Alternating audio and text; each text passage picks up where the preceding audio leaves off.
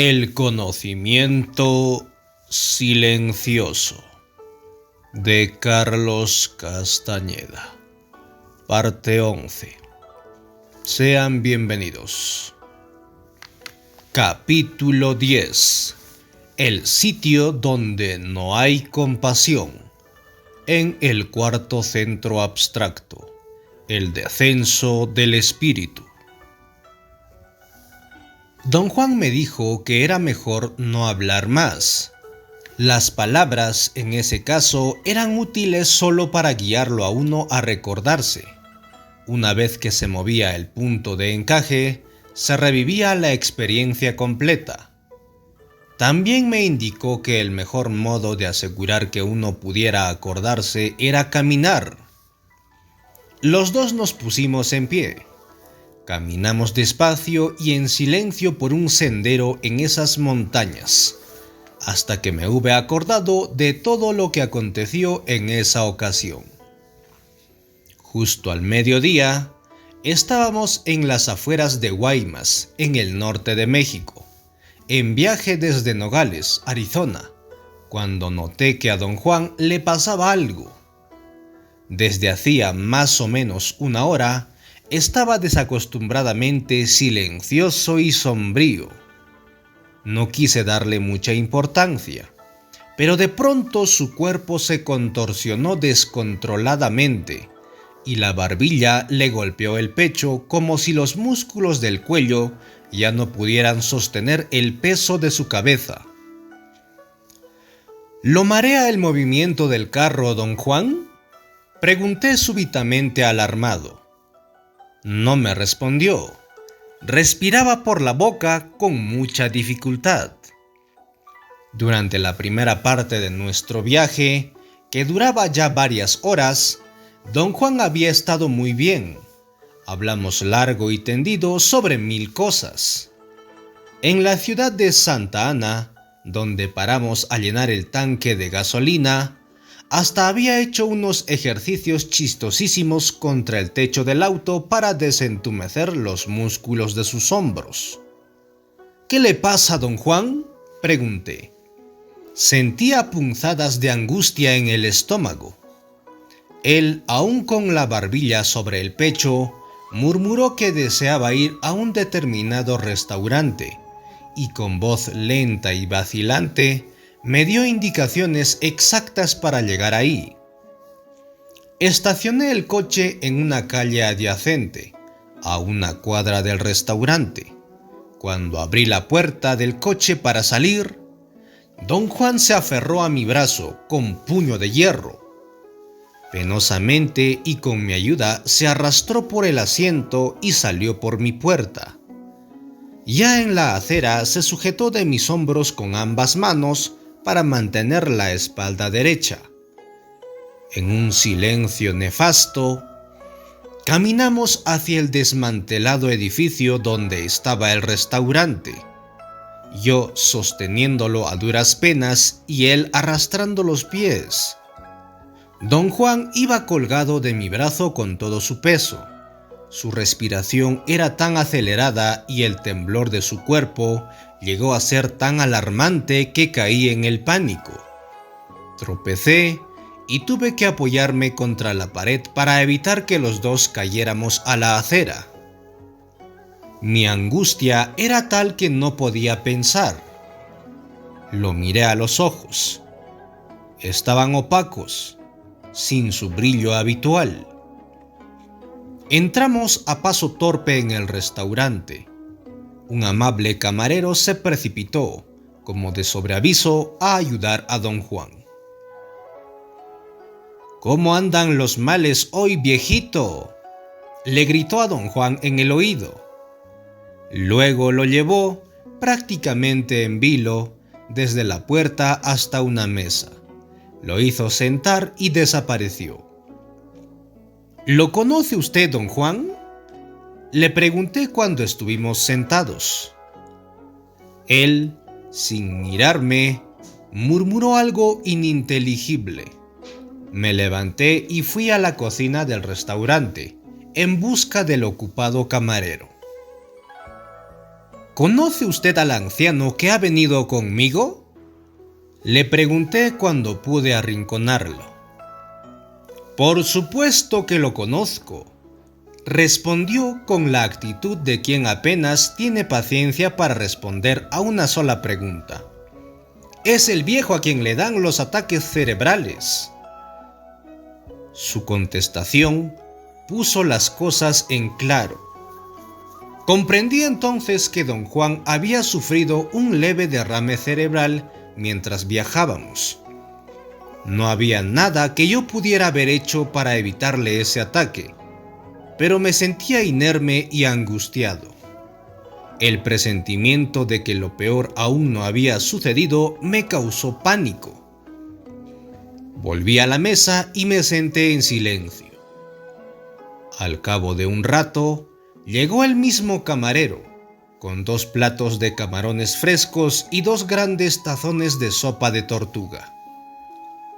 Se me ocurrió que, o bien en ese restaurante solo se servían esos platos, o don Juan comía lo mismo cada vez que iba allí. El camarero le habló a don Juan en voz alta que se le oía por sobre el estrépito del resto de la clientela. «Le va a caer muy bien su comida», gritó. «Se va a chupar los dedos. Si me necesita, levante el brazo y vendré enseguida». Don Juan asintió con la cabeza y el camarero se retiró, no sin antes darle una palmadita afectuosa en la espalda. Don Juan comió vorazmente, sonriendo para sí de vez en cuando. Yo estaba tan angustiado que solo el hecho de pensar en comer me daba náuseas. Pero al fin, alcancé una especie de umbral de la ansiedad muy conocido para mí en mi tensa vida diaria. Una vez que lo hube alcanzado, mientras más me preocupaba, más hambre sentía. Probé la comida y la encontré asombrosamente buena. Terminando de comer, me sentí algo mejor, pero la situación no había cambiado y mi aflicción no disminuía. De repente, don Juan levantó el brazo por sobre la cabeza. En un momento se presentó el camarero para entregarme la cuenta. Le pagué y él ayudó a don Juan a ponerse de pie. Lo condujo del brazo hasta la calle y lo despidió efusivamente. Volvimos al coche con el mismo trabajo. Don Juan se apoyaba pesadamente en mi brazo, jadeaba y se detenía a recobrar el aliento cada pocos pasos. El camarero se había quedado en la puerta, como para asegurarse de que yo no iba a dejar caer al anciano. Don Juan tardó 2 o 3 interminables minutos en subir al auto. «Dígame, don Juan, ¿qué puedo hacer por usted?», supliqué. «Da la vuelta al auto», ordenó con voz vacilante y apenas audible. «Quiero ir al otro lado de la ciudad, a una tienda que me gusta mucho. Allí también me conocen, son amigos míos». Le dije que yo no sabía dónde quedaba esa tienda. Masculló incoherencias y estalló en un berrinche. Golpeó el piso del coche con los pies. Hizo pucheros y hasta se babeó la camisa. Luego pareció tener un instante de lucidez. Me puse muy nervioso al presenciar cómo luchaba por ordenar sus pensamientos. Finalmente, logró indicarme cómo llegar hasta la dicha tienda. Mi nerviosidad había llegado al colmo. Temía que el derrame cerebral de don Juan fuera más grave de lo que yo imaginaba. Quería deshacerme de él, dejarlo en manos de su familia o de sus amigos. Desgraciadamente, yo no sabía quiénes eran. Pensé que debería volver al restaurante para preguntar al camarero si por casualidad conocía a la familia de don Juan. Decidí esperar. Di una vuelta en redondo y me dirigí al otro extremo de la ciudad en busca de la tienda. Después de todo, allí lo conocían. Por seguro, alguien me daría la razón de su familia. Cuanto más analizaba mi aprieto, más mal me sentía.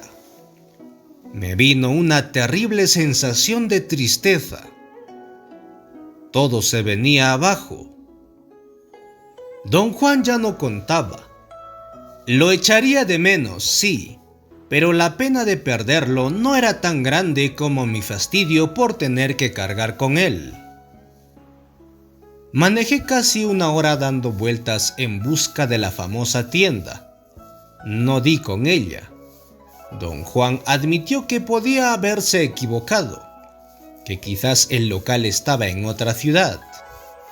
Para entonces, yo ya estaba completamente exhausto y no tenía ni idea de cómo salirme del aprieto. En mi estado normal de conciencia, siempre había tenido la extraña sensación de conocer a don Juan mejor de lo que mi razón me indicaba. En ese momento, bajo la presión de su deterioro mental, tuve la certeza, sin saber por qué, de que sus amigos lo esperaban en algún lugar de México, aunque yo no sabía dónde. Mi agotamiento era más que físico. Era una mezcla entre preocupación y remordimientos. Me preocupaba tener que cargar con un viejo que quizá estuviera mortalmente enfermo, y me remordía la conciencia el serle tan desleal. Me estacioné en una calle cerca al mar. Le llevó casi 10 minutos bajar del coche. Caminamos despacio por la calle rumbo al malecón. Pero a medida que nos aproximábamos, don Juan se empacó como una mula y se negó a seguir, murmurando que el agua de la bahía de Guaymas lo asustaba. Dio la vuelta y se encaminó a la plaza principal, y yo tuve que seguirlo. Era una plaza polvorienta, en donde ni siquiera había bancas. Don Juan se sentó en el cordón de la acera. Pasó un camión de limpieza, haciendo rotar sus cepillos de acero, pero sin expulsión de agua. La nube de polvo me hizo toser. La situación era tan intolerable que hasta me pasó por la mente la idea de abandonarlo allí mismo. Me sentí avergonzado por semejante pensamiento y lo tomé por el hombro en un gesto de afecto. «Debe usted hacer un esfuerzo y decirme a dónde puedo llevarlo», le dije en voz baja. «¿A dónde quiere usted que vaya?» «¡A la mierda!», replicó en voz resquebrajada y ronca. Don Juan jamás me había hablado así. Me acosó la terrible sospecha de que no era un pequeño derrame cerebral el que había tenido, sino que sufría algún otro tipo de afección cerebral que le hacía perder la cabeza y volverse violento. De pronto, don Juan se levantó y caminó hacia la otra acera.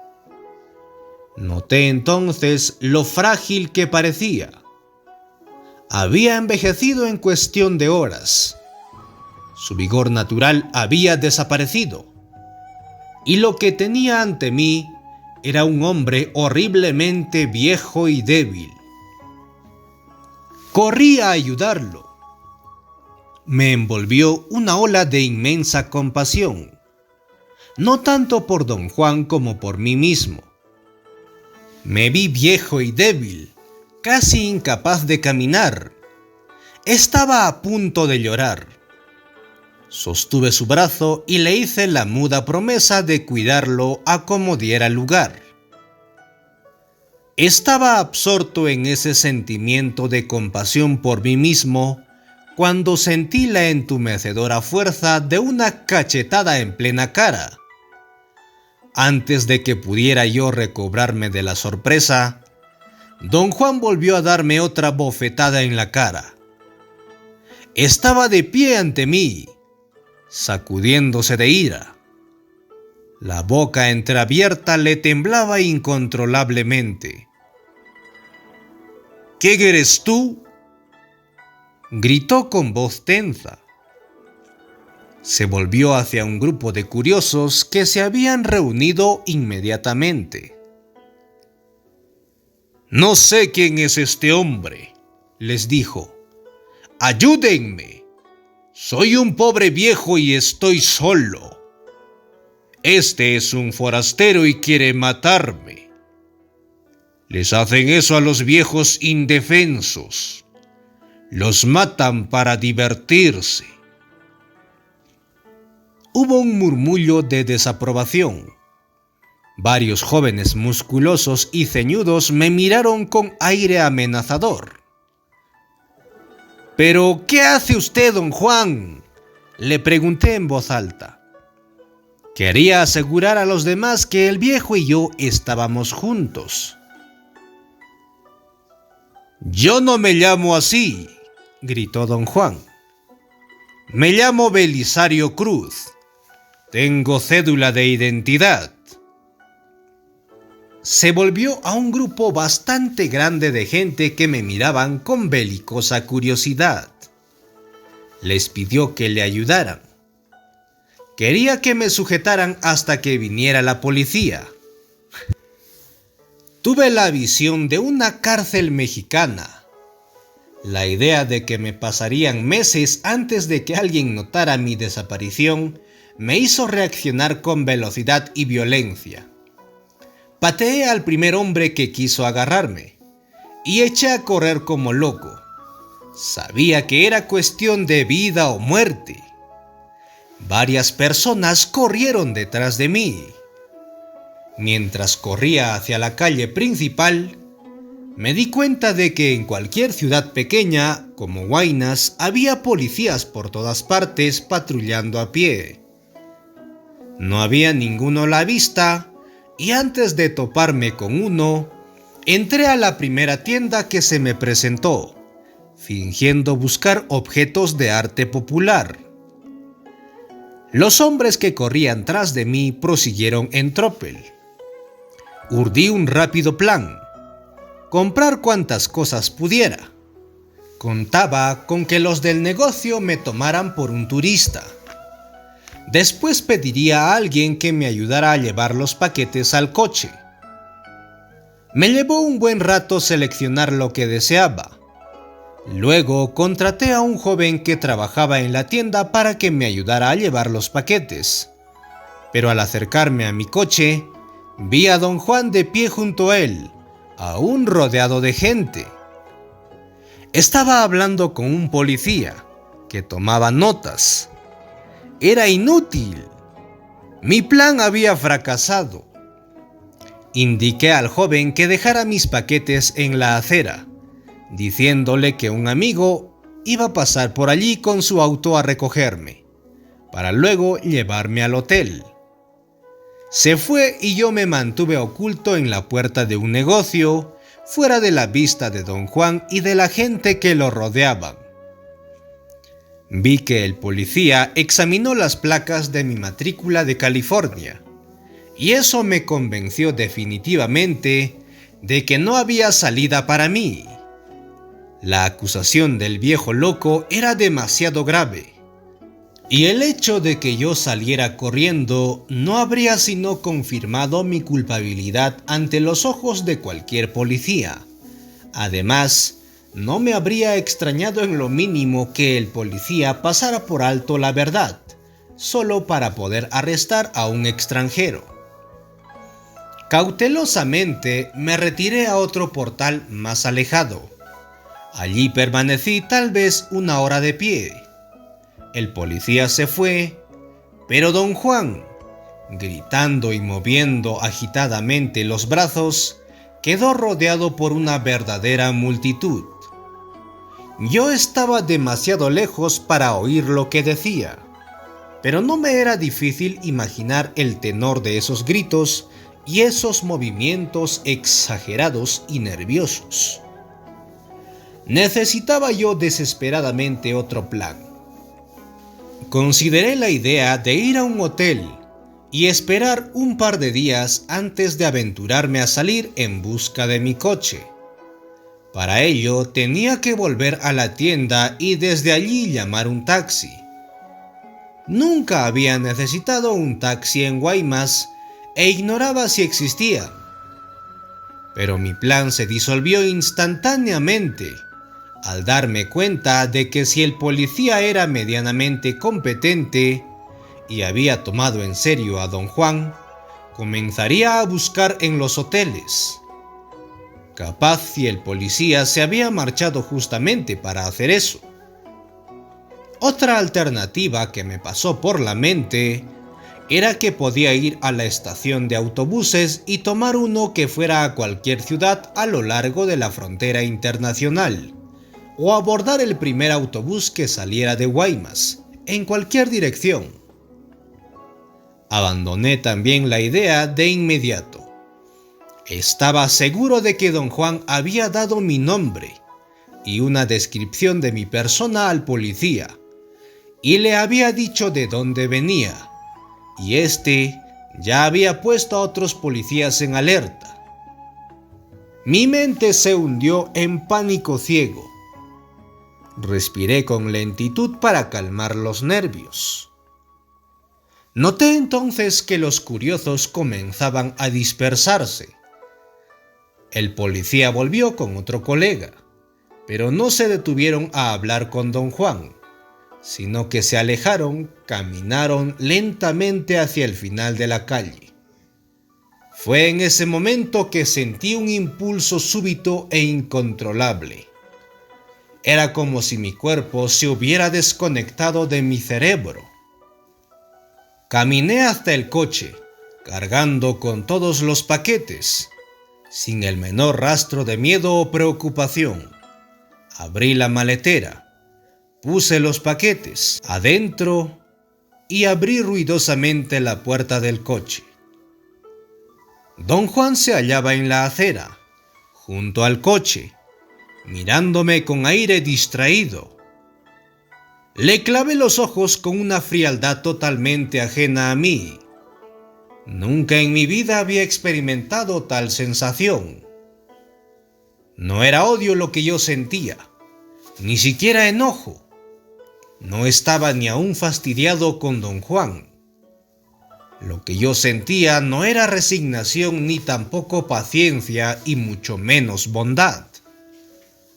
Más bien, era una fría indiferencia, una pavorosa falta de compasión. En ese instante me daba igual lo que pasase con don Juan o conmigo. Don Juan sacudió el torso tal como se sacuden los perros después de nadar, y luego, como si todo aquello hubiera sido solo una pesadilla, volvió a ser el hombre que yo conocía. Velozmente se sacó su chaqueta, la volteó al revés y se la volvió a poner. Era una prenda reversible, de color beige por un lado y negra por el otro. Ahora vestía una chaqueta negra. Arrojó su sombrero de paja al interior del coche y se peinó el cabello con mucho esmero. Sacó el cuello de la camisa por encima del de la chaqueta, cosa que lo rejuveneció inmediatamente. Sin decir una palabra, me ayudó a poner el resto de los paquetes en la maletera. Cuando los dos policías, atraídos por el ruido de abrir y cerrar las puertas, corrieron hacia nosotros, haciendo sonar sus silbatos, don Juan les salió ágilmente al encuentro. Los escuchó con atención y les aseguró que no tenían nada de qué preocuparse. Les explicó que seguramente habían estado hablando con su padre, un viejito que sufría de cierta afección cerebral, Mientras hablaba con ellos, abría y cerraba las puertas del coche como verificando el estado de las cerraduras. Después movió los paquetes de la maletera al asiento trasero. Su agilidad y su energía eran el polo opuesto a los movimientos del anciano que hacía hace minutos. Comprendí que estaba desempeñando un papel, como en el teatro, para el policía con quien había hablado antes. Si yo hubiera sido ese hombre, no hubiera tenido la menor duda de que estaba viendo al hijo del viejo. Don Juan les dio el nombre del restaurante en donde conocían a su padre y luego los sobornó con todo descaro. Yo no me molesté en decir palabra. Algo me hacía sentir duro, frío, eficiente y silencioso. Subimos al auto sin decir nada. Los policías no se atrevieron a hacerme ninguna pregunta. Parecían estar demasiado cansados incluso para hablar. Nos apresuramos a salir del centro y entramos en la carretera. ¿Qué es lo que se traía usted, don Juan?, pregunté sorprendido yo mismo por la frialdad de mi tono. Eso fue la primera lección en no tener compasión, respondió. Comentó que, en el trayecto hacia Guaymas, me había advertido sobre la inminente lección en no tener compasión. Admití que no le había prestado atención, convencido de que conversábamos solo para romper la monotonía del viaje. Nunca hablo por hablar, dijo con severidad. A estas alturas ya deberías saberlo. Lo que hice esta tarde fue crear la situación adecuada para que descendiera el espíritu y moviera tu punto de encaje al lugar exacto. Un lugar que los brujos llaman el sitio donde no hay compasión. El problema que los brujos deben resolver, continuó él, es que el sitio donde no hay compasión debe ser alcanzado con un mínimo de ayuda. El nahual prepara la escena, pero es el aprendiz quien llama al espíritu a que mueva su punto de encaje. Hoy día tú hiciste eso. Yo te ayudé, quizá un tantito de melodrama, moviendo mi punto de encaje a una posición específica que me convirtió en un viejo débil y caprichoso. Yo no estaba jugando a ser un viejo. Yo era un viejo senil. El destello travieso de sus ojos me indicó que estaba disfrutando de ese momento. No era absolutamente necesario que yo hiciera eso, prosiguió. Podría haberte dirigido a llamar al espíritu sin esas tácticas tan ajenas, pero no pude reprimirme, ya que ese suceso no se repetirá jamás. Quería comprobar si me era o no posible mover el punto de encaje como mi propio benefactor. Créemelo, para mí fue una sorpresa tan grande como debe de haberlo sido para ti. Me sentía increíblemente tranquilo y a gusto. No tenía problema alguno en aceptar lo que me estaba diciendo y no hice preguntas, pues solo comprendía todo sin necesidad de explicaciones. Don Juan dijo entonces algo que yo ya sabía, pero no podía verbalizar, ya que no habría podido hallar palabras adecuadas para expresarlo. Dijo que todo cuanto los brujos hacen es una consecuencia del movimiento de sus puntos de encaje, y que esos movimientos están regidos por la cantidad de energía que los brujos tienen a su disposición. Le mencioné a don Juan que yo sabía todo eso y mucho más. Y él comentó que dentro de todo ser humano hay un gigantesco y oscuro lago de conocimiento silencioso, que cada uno de nosotros podía intuir. Me dijo que yo podía intuirlo, quizá con un poco más de claridad que el hombre común y corriente, debido a mi participación en el camino del guerrero. Dijo luego que los brujos son los únicos seres en el mundo que, haciendo deliberadamente dos cosas trascendentales, llegan más allá del nivel intuitivo. Primero conciben la existencia del punto de encaje y segundo, logran que el punto de encaje se mueva. Acentuó una y otra vez que lo más sofisticado de los brujos es el estar consciente de nuestro potencial como seres perceptivos y el saber que el contenido de la percepción depende de la posición del punto de encaje. Al llegar a ese momento, comencé a experimentar una singular dificultad para concentrarme en lo que él decía, no porque estuviera distraído o fatigado, sino porque mi mente, por cuenta propia, jugaba a anticiparse a las palabras que él iba a usar. Era como si una parte desconocida de mi ser estuviera tratando infructuosamente de hallar términos adecuados para expresar sus pensamientos silenciosos. Mientras don Juan hablaba, yo tenía la sensación de que él iba a expresar mis propios pensamientos silenciosos. Me fascinaba comprobar que su elección de palabras era siempre mejor de lo que habría sido la mía. Pero al anticiparme a lo que iba a decir, también disminuía mi concentración. Detuve abruptamente el coche y me estacioné al costado de la carretera. Y allí tuve, por primera vez en mi vida, una clara noción de mi dualismo. Dos partes, obviamente separadas, existían dentro de mi ser. Una era muy vieja, tranquila, indiferente. Era pesada, oscura y estaba conectada con todo lo demás. Era la parte de mí a la que nada le importaba, pues era igual a toda cosa. Era la parte que gozaba sin esperar nada. La otra parte era ligera, nueva, esponjosa y agitada. Era nerviosa y rápida.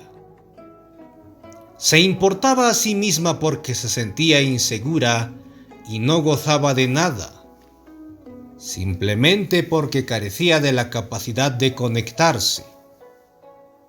Estaba sola en la superficie y era vulnerable. Era la parte con la que yo observaba al mundo. Intencionalmente miré a mi alrededor con esa parte. Por doquier vi grandes cultivos, y esa parte de mí, insegura, esponjosa y preocupada, quedó atrapada entre el orgullo que le inspiraba la laboriosidad del hombre y la tristeza de ver el magnífico y viejo desierto de Sonora convertido en un panorama de surcos simétricos y plantas domesticadas. A la parte vieja, oscura y pesada de mí, eso no le importó nada. Y las dos partes entraron en un debate. La parte esponjosa quería que la parte pesada se preocupara. La parte pesada quería que la otra dejara de fastidiarse y gozara de las cosas. ¿Por qué paraste?, preguntó don Juan. Su voz me provocó una reacción, pero no sería exacto decir que fui yo quien reaccionó. El sonido de su voz pareció solidificar a la parte esponjosa, y de pronto volví a ser reconociblemente yo mismo. Describí a don Juan la comprensión que acababa de tener sobre mi dualismo. Dijo que cuando el punto de encaje se mueve y llega al sitio donde no hay compasión, la posición de la racionalidad y el sentido común se debilita. Mi sensación de tener un lado más viejo, oscuro y silencioso era una visión de los antecedentes de la razón. Sé exactamente lo que usted me dice, manifesté. Sé muchísimas cosas, pero no puedo hablar de lo que sé. No se me ocurre cómo empezar. Ya te he mencionado esto, dijo él.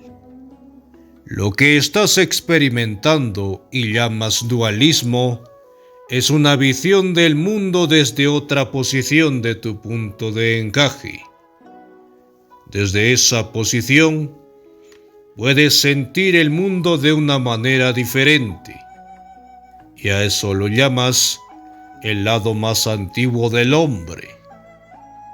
Y lo que es el lado más antiguo, sabes, se llama el conocimiento silencioso. Es un conocimiento que tú aún no puedes expresar. ¿Por qué?, pregunté. Porque para expresarlo bien necesitas tener y usar una extraordinaria cantidad de energía, respondió. En este momento no puedes gastar esa clase de energía porque no la tienes. El conocimiento silencioso es algo que todos poseemos, prosiguió. Algo que tiene total dominio, total conocimiento de todo, pero no puede pensar. Por lo tanto, no puede expresar lo que sabe.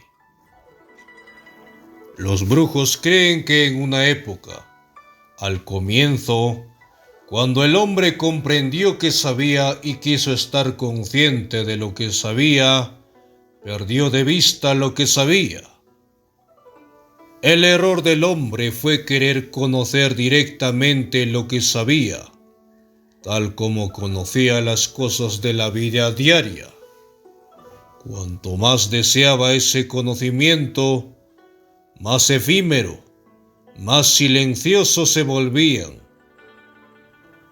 Ese conocimiento silencioso, que nadie puede describir, es, por supuesto, el intento, el espíritu, lo abstracto.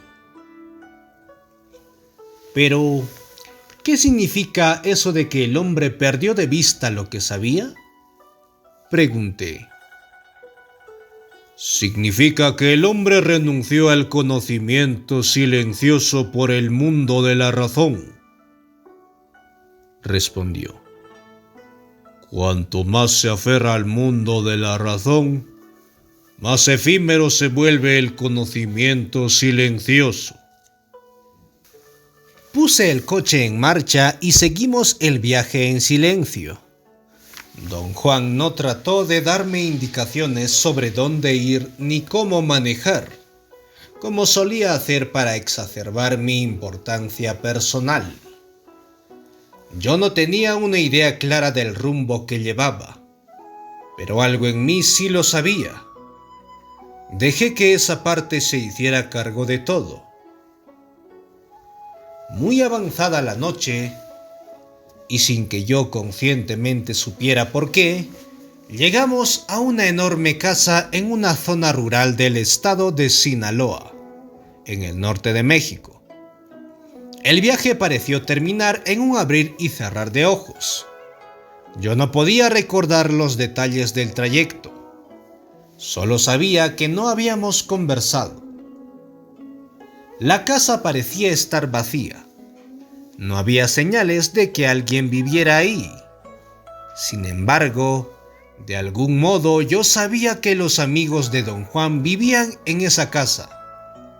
Sentía su presencia sin necesidad de verlos. Don Juan encendió unas lámparas de querosene y nos sentamos en una maciza mesa.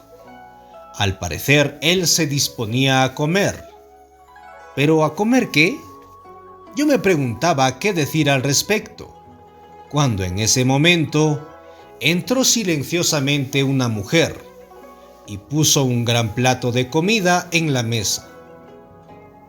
Yo no estaba preparado para verla entrar. Cuando pasó de la oscuridad a la luz, tal como si se hubiera materializado de la nada, lancé una involuntaria exclamación. «No te asustes, soy yo, Carmela», dijo y desapareció, tragada otra vez por las sombras. Me quedé boquiabierto y a medio gritar. Don Juan rió tanto, dando palmadas a la mesa, que yo casi esperaba que los de la casa acudieran, pero nadie se presentó. Traté de comer, pero no tenía hambre. Empecé a pensar en la mujer. No la conocía. Es decir, casi la conocía. Casi podía identificarla, pero no lograba sacar a mi memoria de la bruma que oscurecía mis pensamientos. Luché por despejar mi mente, pero requería demasiada energía y abandoné ese propósito. Tan pronto como dejé de pensar en la mujer, comencé a experimentar una angustia entumecedora. Era como si me estuviera invadiendo un miedo a esa casa oscura y enorme, y al silencio que la rodeaba por dentro y por fuera. Un momento más tarde, mi angustia alcanzó proporciones increíbles. Justo después que oí el vago ladrido de unos perros en la distancia. Por un momento sentí el cuerpo a punto de estallar. Don Juan intervino apresuradamente. Saltó detrás de mí y me empujó a la espalda hasta hacerla crujir. Esa presión provocó un alivio inmediato. Cuando me hube calmado, noté que había perdido, junto con la anonadada ansiedad, la clara sensación de saberlo todo. Ya no podía adivinar cómo iba don Juan a expresar lo que yo mismo sabía y no podía decir. Don Juan inició entonces una explicación muy peculiar. Primero dijo que el origen de la angustia que se había apoderado de mí con la velocidad de un rayo era el descenso del espíritu. Era el súbito movimiento de mi punto de encaje, causado por la inesperada aparición de Carmela y por mi inevitable esfuerzo de mover mi punto de encaje al sitio que me permitiera identificarla completamente. Me aconsejó que me acostumbrara a la idea de los nuevos y repetidos ataques del mismo tipo de angustia, pero que el espíritu no dejaría de descender y mi punto de encaje no dejaría de moverse. Cualquier descenso del espíritu es como morir, dijo. Todo en nosotros se desconecta y después vuelve a conectarse a una fuente mucho mayor de potencia. La amplificación de energía se siente como una angustia mortífera. ¿Y qué debo hacer cuando ocurra esto?, pregunté. Nada, dijo. Esperar. Ese estallido de energía pasa. Lo peligroso es no saber lo que te está sucediendo. Una vez que lo sabes, no hay peligro. Después habló otra vez del hombre antiguo. Dijo que el hombre antiguo sabía del modo más directo qué hacer y cómo hacerlo bien. Pero como hacía tan bien lo que hacía, comenzó a desarrollar cierto sentido de ser, con lo cual adquirió la sensación de que podía predecir y planear los actos que estaba habituado a hacer tan bien. Así surgió la idea de un yo individual que comenzó a dictar la naturaleza y el alcance de las acciones humanas. A medida que el sentimiento de tener un yo individual se tornara más fuerte, el hombre fue perdiendo su conexión natural con el conocimiento silencioso. El hombre moderno, siendo el heredero de tal desarrollo, se encuentra tan irremediablemente alejado del conocimiento silencioso, la fuente de todo, que solo puede expresar su desesperación en cínicos y violentos actos de destrucción. Don Juan aseveró que la causa del cinismo y la desesperación del hombre es el fragmento del conocimiento silencioso que aún queda en él. Un ápice que hace dos cosas. Una, permite al hombre vislumbrar su antigua conexión con la fuente de todo. Y dos, le hace sentir que, sin esa conexión, no tiene esperanzas de satisfacción, de logro o de paz. Creí haber sorprendido a don Juan en una contradicción. Le recordé que una vez me había dicho que la guerra era el estado natural de todo brujo, que la paz era una anomalía. Es cierto, admitió, pero la guerra, para un brujo, no significa actos de estupidez individual o colectiva ni una violencia absurda. La guerra para el brujo es la lucha total contra ese yo individual que ha privado al hombre de su poder.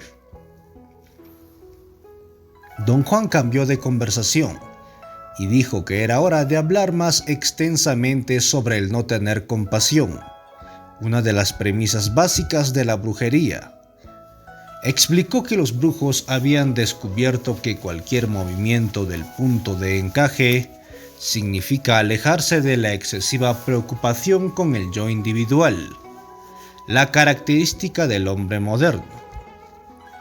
Los brujos están convencidos de que la posición del punto de encaje es lo que hace del hombre moderno un egocéntrico homicida, un ser totalmente atrapado en su propia imagen. Habiendo perdido toda esperanza de volver al conocimiento silencioso, el hombre busca consuelo en su yo individual, y al hacerlo consigue fijar su punto de encaje en el lugar más conveniente para perpetuar su imagen de sí. Por lo tanto, los brujos pueden afirmar con toda seguridad que cualquier movimiento que alejara el punto de encaje de su posición habitual equivale a alejarse de la imagen de sí, y por consiguiente de la importancia personal. Don Juan definió la importancia personal como la fuerza generada por la imagen de sí. Reiteró que es esa fuerza la que mantiene el punto de encaje fijo en donde está el presente. Por este motivo, la meta de todo cuanto hacen los brujos es el destronar la importancia personal. Explicó que los brujos habían desenmascarado a la importancia personal, encontrando que es en realidad la compasión por sí mismo disfrazada. No parece posible, pero así es, me aseguró. El verdadero enemigo y la fuente de la miseria del hombre es la compasión por sí mismo. Sin cierto grado de compasión por sí mismo, el hombre no podría existir. Sin embargo, una vez que esa compasión se emplea, desarrolla su propio impulso y se transforma en importancia personal. Esa explicación, que me habría parecido una idiotez en condiciones normales, me resultó por completo convincente, debido a mi dualidad, la cual aún me daba gran agudeza mental. Se me antojó que tenía algo de condescendencia. Don Juan parecía haber apuntado sus pensamientos y sus palabras a un blanco específico. Yo, en mi estado normal de conciencia, era ese blanco.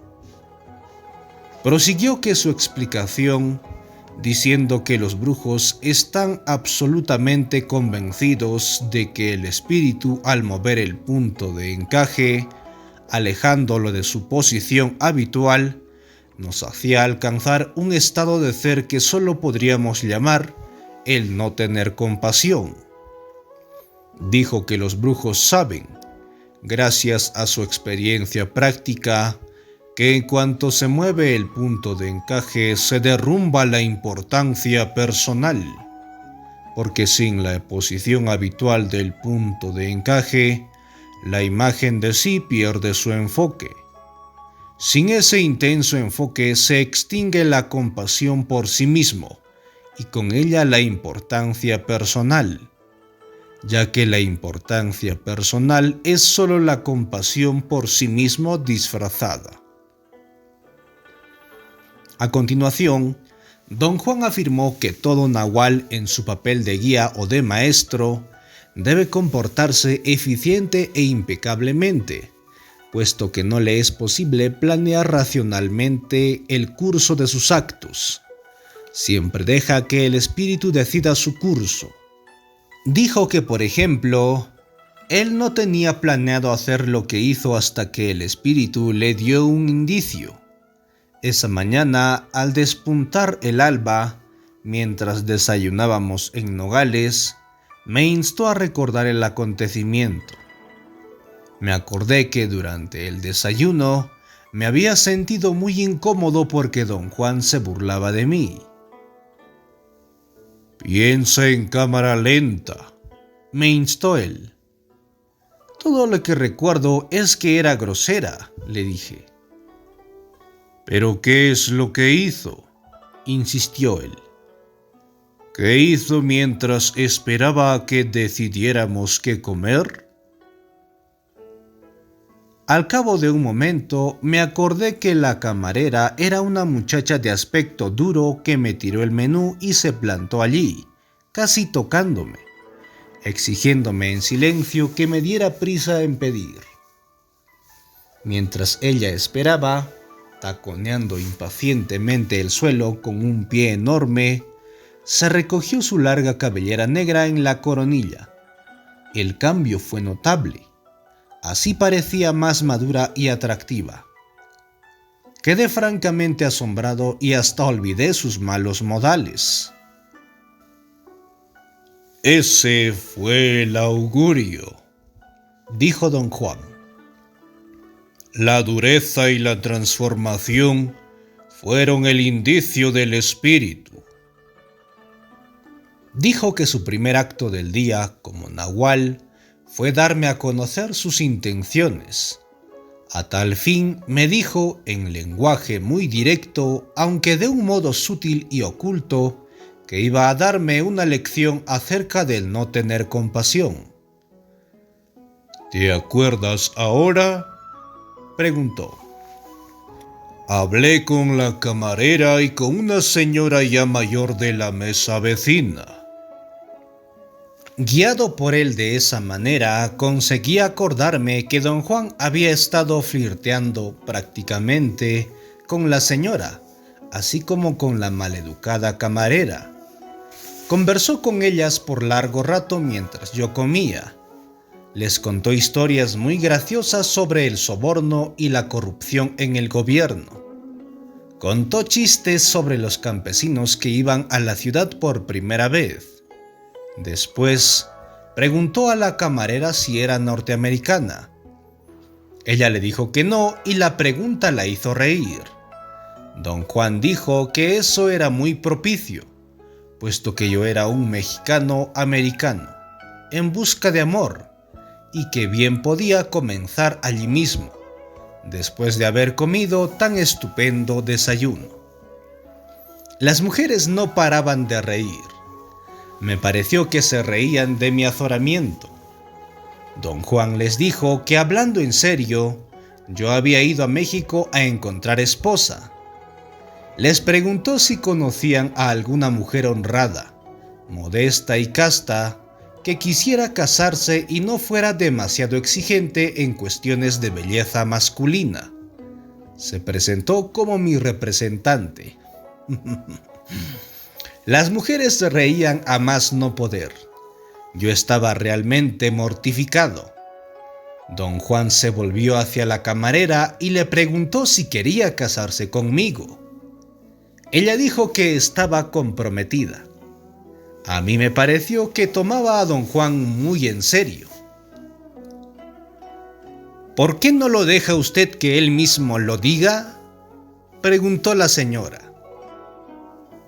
Porque tiene la lengua mocha, respondió él. Así nació.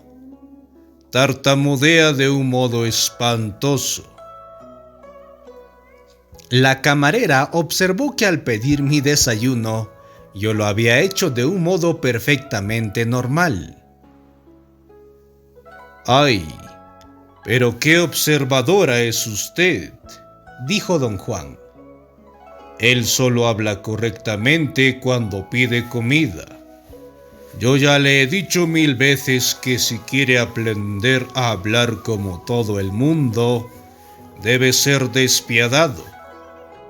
Lo traje para darle algunas lecciones acerca del no tener compasión. Pobre hombre, dijo la señora. Bueno, será mejor que nos marchemos si queremos hallar una mujer para él antes de que se haga muy tarde, dijo don Juan levantándose. ¿Pero usted habla en serio sobre lo del casamiento?, preguntó la muchacha a don Juan. Por supuesto, respondió él. Le voy a ayudar a conseguir lo que necesita para que pueda cruzar la frontera y llegar al sitio donde no hay compasión. Pensé que hablar del sitio donde no hay compasión, don Juan se refería al matrimonio o a los Estados Unidos. La metáfora me hizo reír, y por un momento tartamudeé espantosamente. Eso casi mata a las mujeres del susto, pero hizo que don Juan riera como loco. Era imperativo que te declarara mi propósito, dijo don Juan siguiendo con su explicación. Lo hice, pero se te pasó por alto, como era de esperar. Dijo que desde que el momento en que el espíritu se le manifestó, cada paso fue llevado a cabo con absoluta facilidad, y yo llegué al sitio donde no hay compasión cuando, bajo la presión de su transformación en un vejete senil, mi punto de encaje abandonó su posición habitual. La posición habitual y la imagen de sí obligan al punto de encaje a armar un mundo de falsa compasión, pero de crueldad y egoísmo muy reales. En ese mundo, los únicos sentimientos verdaderos son los que convienen a quien los tiene. Para el brujo, el no tener compasión no es el ser cruel. El no tener compasión es la cordura, lo opuesto a la compasión por sí mismo y la importancia personal. Fin de la parte 11 y fin del capítulo 10. El sitio donde no hay compasión. En el cuarto centro abstracto, el descenso del espíritu. Pues bien, gracias por escucharnos y acompañarnos en estos espacios.